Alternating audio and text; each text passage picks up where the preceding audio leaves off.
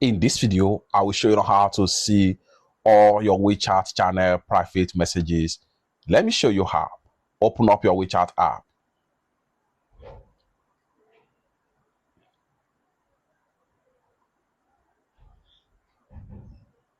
Click on Discover right here.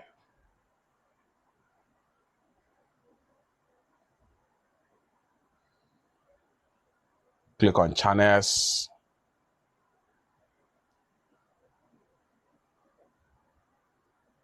Then go ahead and click on the profile icon from the top.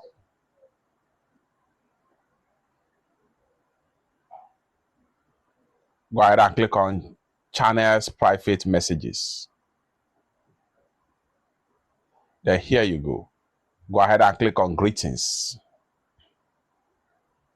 Then you have access to all direct messages on your WeChat channel.